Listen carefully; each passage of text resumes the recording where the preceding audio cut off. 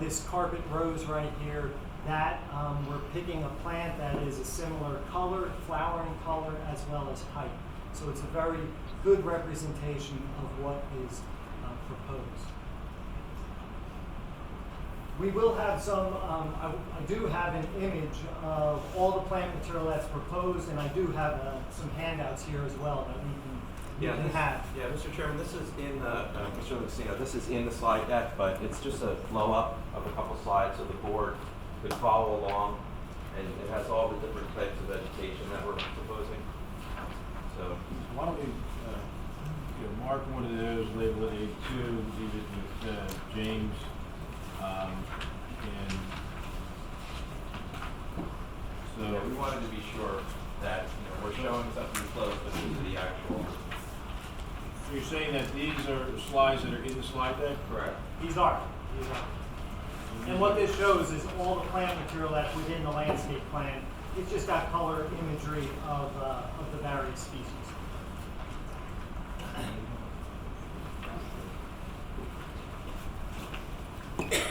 Moving to the next slide. So this is a little sneak peek of some of the imagery that you're going to be seeing from the architect, right? How additionally the materials of the architecture of the building are layered in there and really creating that overall comprehensive whole image.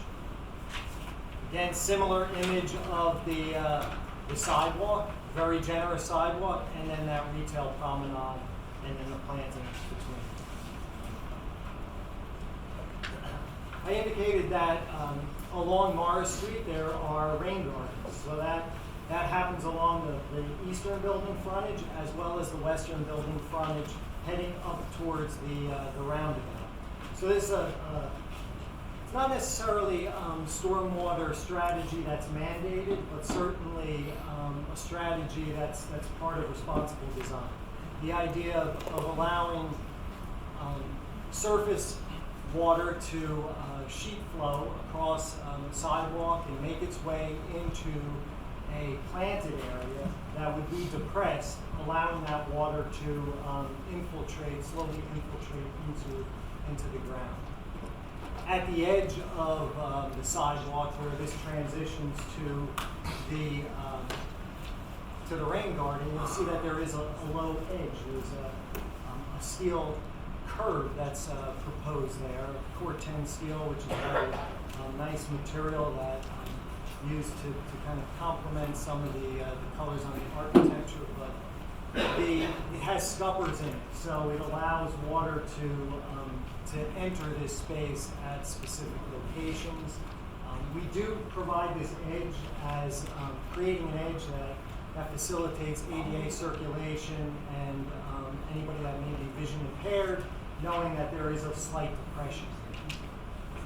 All the planting within the rain garden is certainly appropriate for this kind of an application where it is inundated with water at times and then at other times it is not. So species selection is very important in this kind of an application. When we get down towards Spring Street, I will indicate an area where we have pervious pavers as well. So this isn't the only stormwater strategy that we're using within the landscape. Here, this is at the entry drive, heading in, so essentially Morris Street is to our back, and we are entering the site where the east office building would be on our right side, west building on the left, and then the parking garage in the background. You're seeing the variety of trees that we're proposing here, and in the background, as a terminating view to the parking garage, you're seeing a green screen treatment on the facade of the garage, and I'll go into some depth on that shortly. We're going to now move a little bit further towards the garage, but again, here is an image looking back at the east building prepared by the architect, where you're getting a better image of that green screen on the parking garage itself.